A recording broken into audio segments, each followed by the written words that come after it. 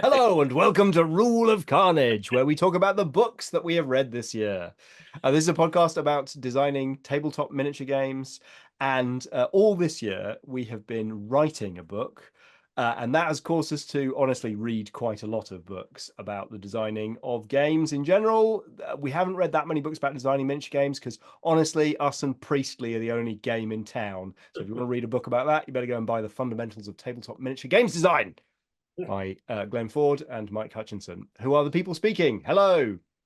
This is, it's getting a little bit close to Christmas, and that's why Glenn has been drinking. So we will talk. In fact, I'm going to broaden the topic here because many of the books that I have read this year have been role-playing game books. It's a habit of mine to read vastly more role-playing games than I will ever play in my life. So I'll probably add that to the list. Glenn, what's the best book you read this year relevant to this channel's topics? Right. Okay. He's got a stack. He's got a stack. He's prepared.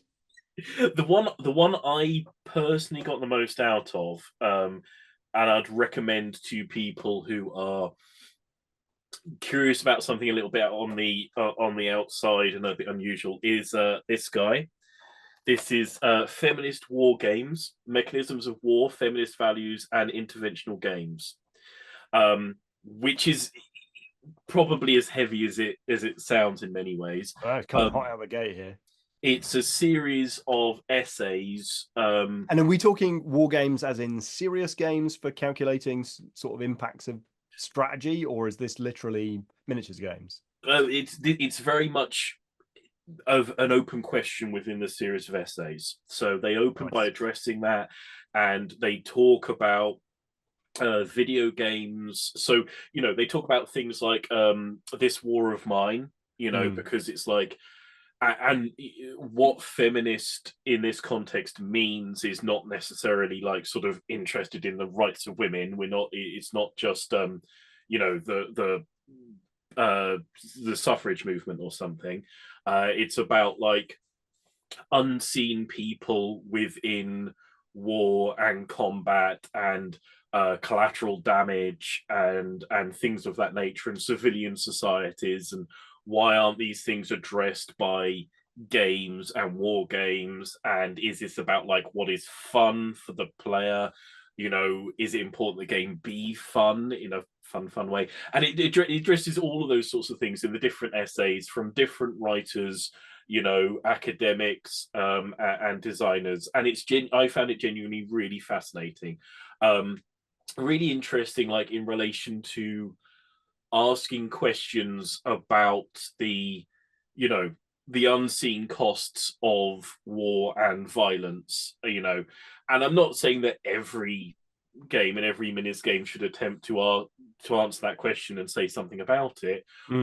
They we had the one box war game challenge in the Discord, and I designed my game Dolcet about World War II nurses, very much in response and because of reading this book, because wanting to like examine the cost of the war and the violence, and the civilian populations and the non-combat populations, are the sorts of things this book is really addressing. And yeah, I found it a really fascinating book. Opened a lot of really interesting ideas and areas to look into. So I think if I had to recommend one of the books I've read this year, I suggest taking a look at that. It is, because we are now officially authors for Routledge Press, I occasionally get hit up for peer reviews on other books, and this was get sent through to me as a reward for a peer review. I don't know if that's like vested interest or something. So I got this without paying for it. But looking back, I would now pay for it if it became a necessity. I thought that was a really interesting book. Awesome. Some other books I've grabbed here. So Donald Featherstone. I've read a few Donald Featherstones, and I think this is an interesting sort of example. So, Donald Featherstone's Naval Wargaming, I strongly recommend. Really fascinating. That one's particularly good, isn't it? Really, really, really good. And what I've got here are two Donald Featherstones. I will put different into the scale. This is Donald Featherstone's solo wargaming. I strongly recommend you read this. It's really good. So genuinely brilliant ideas in it, absolute genius things, and a really great tone to it as well. It's like I was repeatedly like, It's dated, but it's amusing. yeah, if you find datedness amusing, there are certain let's say attitudes within this book which are very amusing. And I read this and I was like, oh, this is good. This is just as good as the Naval War Games one. So many great ideas to like get into. And I picked up this, which is Donald Featherstone Skirmish Wargaming. Like, well, Oh, if the solo one and the naval one are that good, surely the Skirmish Wargaming one, we're all doing Skirmish War. This I would not recommend anybody bother reading. And it may be largely because of like, you know, the solo wargaming and naval wargaming, he was ahead of the curve and the curve hasn't caught up to him. Skirmish wargaming, I think maybe he was ahead of the curve at the time. Now the things in this I think are a point of being sufficiently outdated to not be telling you anything you don't already know. mm. So yeah, solo wargaming, brilliant, absolute genius things in that book. I love that book so much. I just really recommend anyone pick that up. Uh, any things that you've read that you want to pick up before I sort of go on about other things? Yeah, it's interesting because I was thinking about this question. I have read a lot of books where I was trying to fish out specific ideas for our textbook, but the majority of books that I have read this year have been me trying to figure out seeking inspiration and influences for my like creative process as an artist rather than specific stuff around the art that I make because there is so little about the specific thing that I work on. So I think like I've read a bunch of books that have been influential on my thinking this year, including there was a very interesting book. I can't remember. I'm not going to be able to pronounce his name quite right, but a chap called Brendan wrote a book called "The Video Game Industry Does Not Exist," which was essentially to say the summary of that was to say that there is not a coherent, cohesive global video game industry, and by that I kept replacing that with sort of game design and general gaming industry. There are multiple pockets of geographically distributed and also like niche sort of separated um, industries because I'd been working in video games and we had been reading game design books which always started with the same sort of platitudes about how big the video game industry and how it challenges, the cinema industry for like how much money it makes every year.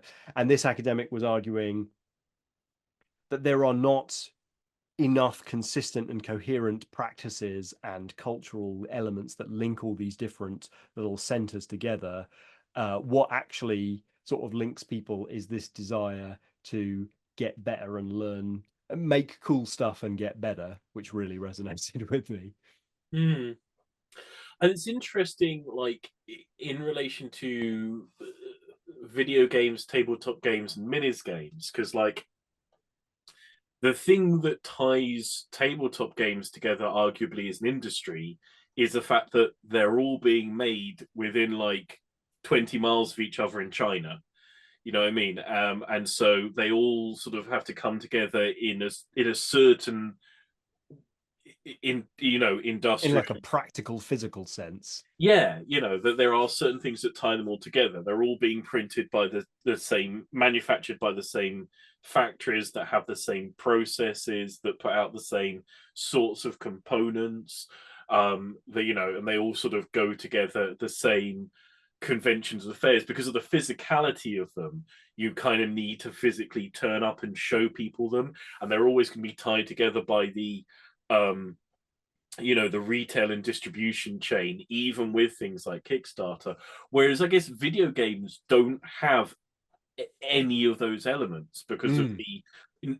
now there is the totally non-physical version of it. I guess like you know, when I was a youth, and you had to physically Right, buy. and retail distribution was still a thing. Yeah, I Hmm. guess maybe there was a video game industry and maybe there isn't now. But then, like, minis games are probably somewhere, as they so often are, between the two, because you can get your book printed any old where. You can send out a PDF to people, and you expect that people are going to make do and mend the bits and pieces. So there's So probably. I think one of the most powerful things was that this connected with some ideas that I read in a couple of other books that really influenced me. And one book that really influenced me this year was a book called The Future of Songwriting by a songwriter called Kirsten Hurst.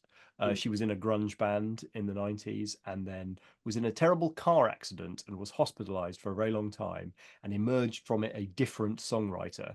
And so, like, one of the messages of that book was a trauma can lead to a positive reorientation, which was something that I was delighted to hear after the last couple of years. But her, like, she had a particular message. It was a beautiful book. I totally recommend it. She had a couple of like surface messages, but I kind of took away from it this sensation that how can I frame this rant?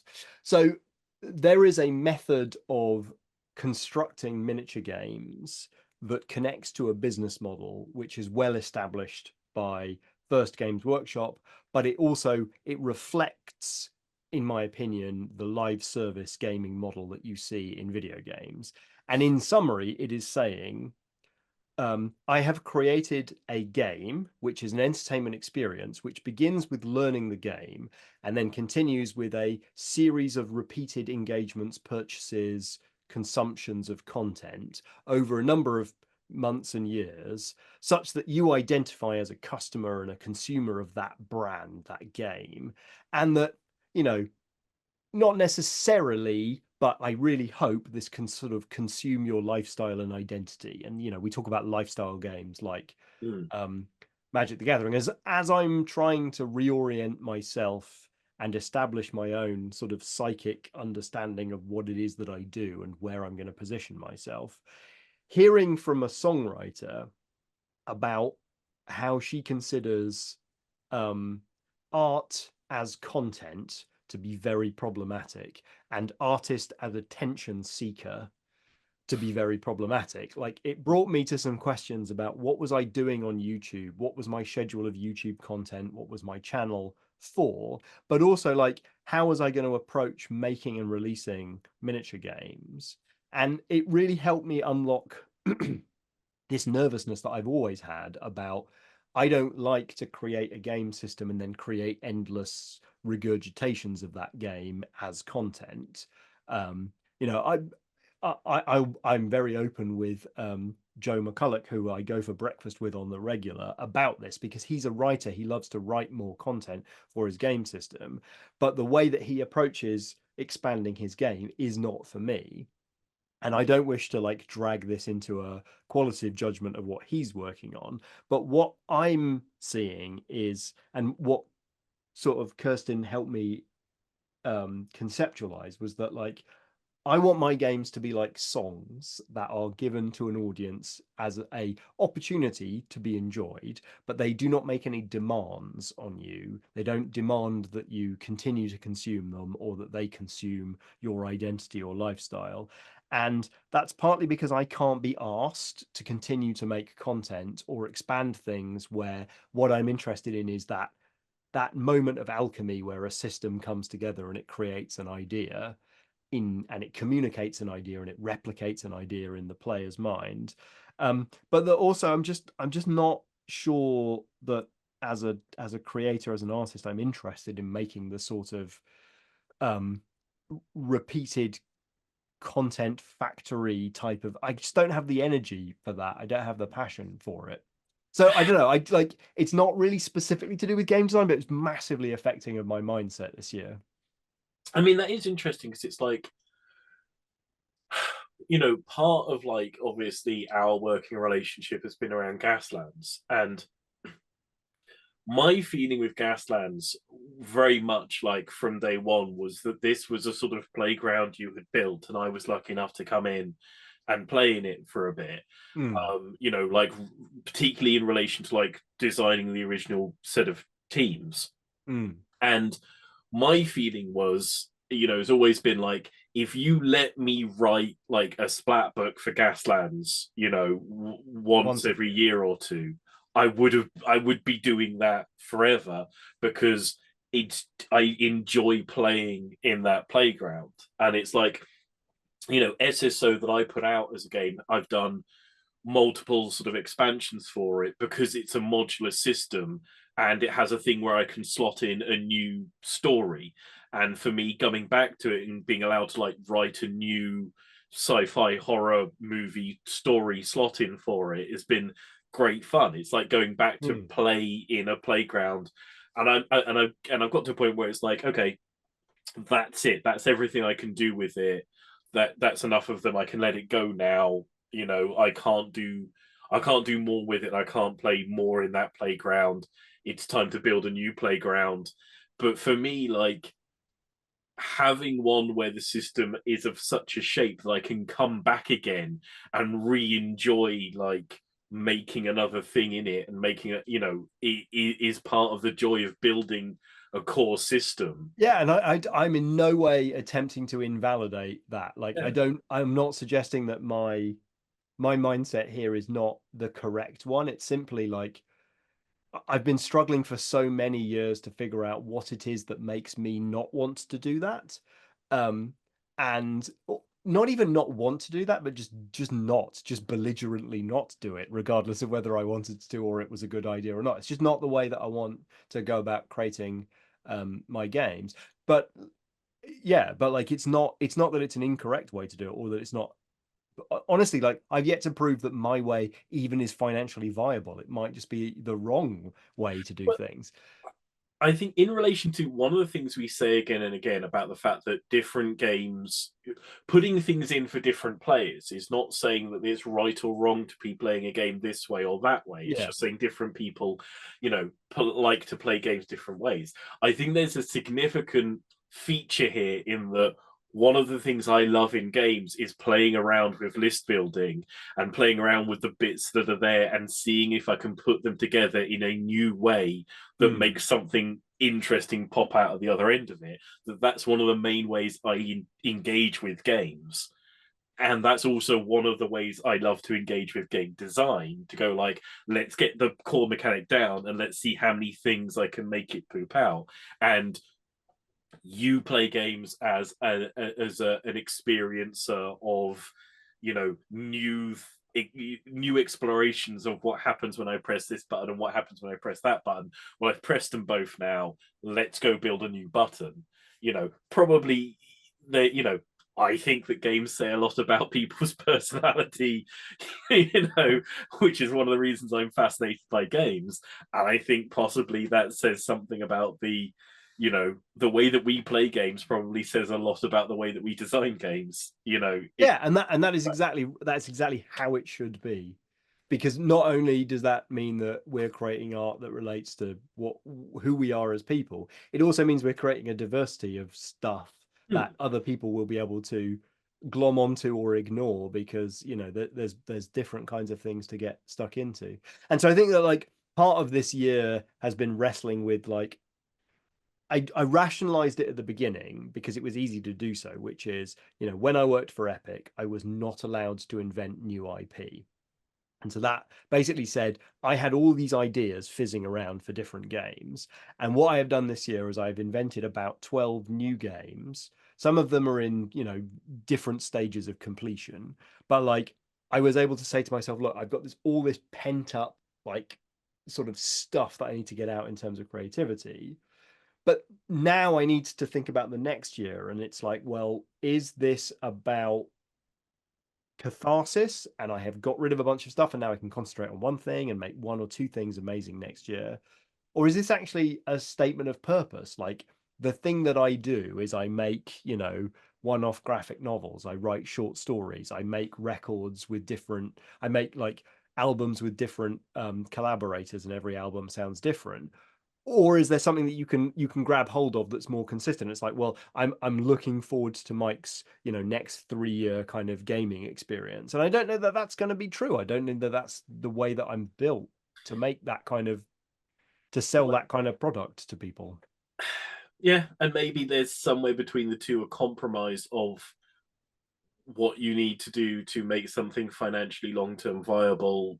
Because it's like there's no hiding the fact that Joe's version of doing things is the thing that it's convenient to love doing that if you want to pay your rent. Well, he's like one of the few people that I know who has made this career financially viable. Like he's not a wealthy man, but he is able to pay his mortgage. Mm, Um, and the other one that I hang out with regularly is Sean Sutter, and he's also sticking. And I mean, probably due to my bad influence, and I worry that I'll be the downfall of his family. But like, he stuck to one game solidly for like 7 years mm, initially, and that worked for him because he built up an audience, and the building up the audience is a non-trivial thing. Like, mm, if I keep inventing new games, like I have to mm, think of new ways to sell those to new people, and they have to get into them. And it's not like, oh, I like Gaslands, I will buy the next Gaslands thing. That's easy. mm. Yeah, I mean, there's no hiding the fact that if you want, if you want to do this, like, and pay the mortgage, definitely, and I've said this a few times, a Gasland splat book once every 2 years, kickstarted. Yeah, yeah, yeah. That's that. That's the sort of the regular income. Fuck you, man. Yeah, no, I mean, like, I'm not, it's not my thing, and I'm not, not going to say otherwise. But it is like there's a clear sort of cold-hearted, Yeah, yeah, get the rent paid thing that says, and it's not like it's not like selling out and just doing, oh, I hate this game and it's awful, and you can do high quality things of a game you love, yeah. but then equally you would be on a schedule and a timeline, and having known you for a little while, I know that those aren't things that Well, there are additional complexities with the publisher there, but yeah, that's, but if it I were mean that is also partly it. It's like I've spent this year wrestling with the reality, which is like the thing that makes me look like a viable contender for full-time games designer is a product that is not inside my complete control. And so I am having to figure out, well, what do I do outside of that? And so I've spent a lot of this year reading books about other people's experiences in this. So just to diverge us back onto topic briefly, another book that I would solidly recommend for people just because it's an absolute like voyeur's dream is a book called Daily Rituals by Mason Curry. He's a journalist and he researched loads of artists, writers, philosophers, psychologists, different daily routines. And it's just an itemization of the tedious, banal things that they chose to fill their day with as a routine. And some of them are like, woke up at 4 in the afternoon, ate a croissant, drank 3 liters of cafe au lait, wrote until 4, took drugs, and then went to sleep. And they're like, well, that's not a practical suggestion for a routine. Probably. I'm not sure I can make that work. But I did, after reading like 100 of these like daily routines, I did start to realize, oh, that's interesting. Like, I see these people who are there's a cluster of people who are working in almost immediately when they wake up, doing 3 to 4 hours of creative work until lunch, and then sort of just like doing their tedious letter writing or admin or stuff in the afternoon, and then starting their cocktail hour at 6 o'clock on the dot. Which was, what was fun about this book was, because there were so many varied routines, I could sort of temporarily mentally indulge in that routine for just a little moment here and see how it felt.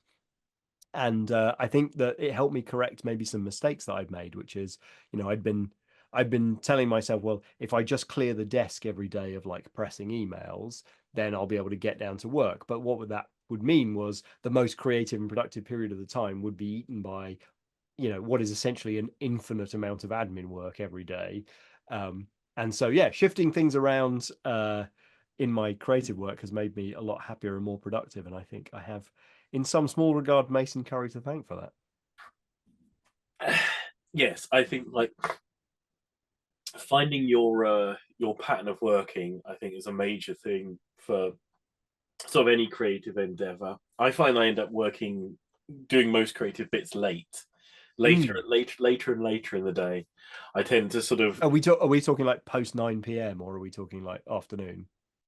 so sometimes like post midnight, Yeah. just like 2 hours of hammering away at things. Yeah, well, it's quiet. There's no distractions. There's a lot of examples of people in that book for whom that is the golden hours. So I mentioned before on the channel that I've been reading the Sid Meier Oh autobiography. yeah, I should pick that up. That sounds good. I'll put that It's on the Christmas list. it's called Sid Meier's memoir! Exclamation point. Excellent. I've been reading it because it was recommended by Alexis Kennedy, whose writing I've mentioned a few times on the channel. I love his writing about games, and I've mentioned also that I hate his games, but he writes brilliantly. I mean, art, man. It's Yeah, yeah. difficult. And the Sid Meier, it's got a few bits and pieces in it. I mean, if you're a child of the 90s and you Mm, grew up with Sid Meier's games like I did, it's just fascinating. And it's somebody who is genuinely part of the pioneering games industry, who go into games industry when it did not exist. mm. And like him talking about the difficulties of going through that is just really interesting. And he is a very readable writer. He has a very light style. There are little footnotes for achievements as you go through the book. When you've read certain things, it says achievement unlocked. Da, da, da, da.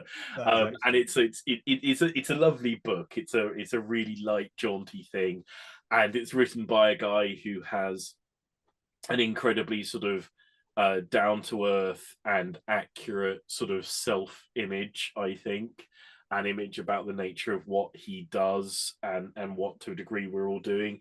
And yeah, I've found it an incredibly enjoyable and fascinating read about somebody who was creating games when there wasn't a digital games industry, right back at the start of it. And it's like in every one of those games, I'm like, yes, I remember that. I remember, again, like Sid Meier's Pirates and Sid Meier's Colonization, which Sid Meier didn't design. And Sid Meier's Civilization, obviously had huge like Mm. the chapter on colonization is very interesting because he's like they wanted to put Sid Meier's name on it because Sid Meier was now a brand, but I did not design it. But the guy who did design it wanted my name on it instead because it was his first design and he wanted it to do well. And he writes a bit about the difficulty of like coming to terms with having done that and the nature of so it's really good, really interesting, well worth reading, as a bit of lightness. um Another thing that I've been reading this year is that I've gone back to indulging myself in collecting fighting fantasy books and Nice. reading them, which I hadn't done. Sort of, I've got a whole shelf of fighting fantasy books from You like met Steve Jackson and the flame was reignited. well, I mean, I've met Ian Livingstone, I've met the American Steve Jackson. Only Um, one more Pokemon to collect. a little while ago, I read through all the old fighting fantasies and I decided, there's not many gaps in my collection. I've got one of the two incredibly expensive ones recently at a very, very reasonable price. I haven't cracked the spine of it, and I'm a bit like, I want to just read the thing. I don't want to collect it, but it is sitting on my shelf going, I'm technically worth 150 quid if you don't open me. um, but for How much do you want to play me? yeah, I mean, it's like I didn't pay that for it. Mm. I hate this phrase, but I found somebody who didn't know what they had, which is bull crap because it's like what they had is a book, and I bought the book for a fair price, and I'm not gonna. Yeah, what you found is someone who didn't give a shit about the imagined value of it. Yeah, I'm not gonna profit from it. I bought it as an end state, user. But for whatever reason, this year I ended up reading three of the Ian Livingstone fighting fantasies. You know what? The Ian Livingstone ones not very good. Ooh, hot take. might be controversial. And I know Death Trap Dungeon, absolute, stone cold classic. No one's denying that.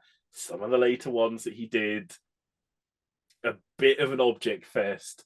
Not, and I just, and that's Legend of Zagor, which is Ian Livingstone. Not good. Not a good I example of the of the form, for various reasons. But it's still, the nostalgia is rich, and I very much enjoyed. Well, I look forward to your extensive blog series on a blow-by-blow analysis of each final Fighting Fantasy book. I mean, there's a surprising amount of writing on them already. Oh yeah, I've no doubt. I've no and doubt.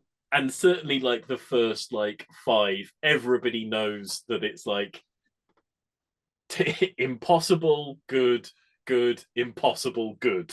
The first, the first five. So yeah, maybe at some point I might write more deeply about all of the fighting fantasies. And in relation to like things that inspired or inspired design or whatever else, Mm. recently read Teatro Grotesco by Thomas Ligotti. I've mentioned Thomas Ligotti once or twice on the channel. He's a horror writer. He's spoken about a lot as a sort of modern Lovecraft. Mm. I think he's like Iris Murdoch and Lovecraft, like, sort of the sort of existentialist authors and Lovecraft in a modern sort of setting, which is absolutely, what I'm very much there for. Yeah, So I've been feels like reading, an appropriate blend. yeah, so I've been reading more Thomas Ligotti just recently. I should add that. I should add that to my weird fiction shelf. I have, yeah, I've perused the book a couple times, but never picked it up. Have you read any of his stuff? Grim Scribes was the first thing I picked up, and I think that's a good example of his short stories. I've got one of his full length novels that I haven't cracked yet, but I No, intend. my only new weird fiction writer this year was Algernon Blackwood that I hadn't gone Oh, back as far as. I haven't I haven't really got I haven't really got the measure of him yet. I've read a few of the stories, but it hasn't grabbed me yet. But so I think I'm missing something, and I'm gonna keep is going. that the white people? No, no, that's Matchin. All right. He is he's more like he's I don't know. He's got like a well-traveled sort of uh adventurous sort of background, and so quite a lot of his stories are sort of here, there, and everywhere across the wilderness. But I haven't Feel like really. I've only read the first three or four, and I haven't really got a measure of him yet. I feel like I've read like one or two of his in like collections of short stories, but I don't think I've ever sat down and. Yes, but I'm a fan of Thomas Ligotti, and having like read some of his stuff recently has got me wanting to sort of go back to my horror skirmish game Oh yeah. and reimagine that. But I've got a bunch of games that I'm trying to go back to and do something with at the moment, because now that Boards and Black Flags is hoving into view for Kickstarter, I'm going to need to figure out the thing that I want to do after it on Kickstarter. And Puke Apocalypse is coming out, and hopefully another game is coming out early next year. So it's what the next project shall be is always the next question. Mm.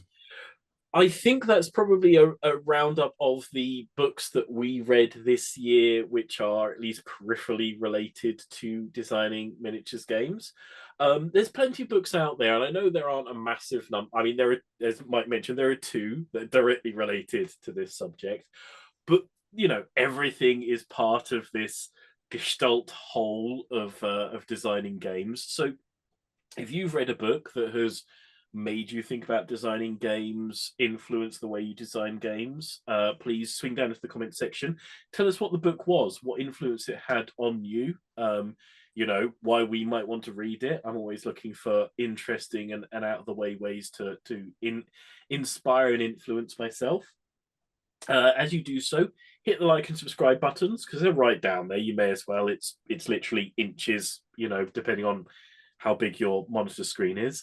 And then in the down below section of the links, there's a link to our Discord where you can swing by and talk at length about the books we've read, the books you've read, the books you might like to read, and the books. Yeah, come and join us in the Discord. It's a friendly place. Yes, and then if you're short on reading, there's a little link down there to our Patreons, where you can give us support for doing this, and in return, we will give you more things to read. Lovely, lovely reading available on both those Patreons. And then you can go across to our websites and pick up some of the books which we have written and the games we have made, which will provide you more reading and more interest and more enjoyment. And that will be lovely for everybody. But for now, I think from this episode of Rule of Carnage, it's going to be a thank you and goodbye. So, bye bye. Thank you. Goodbye.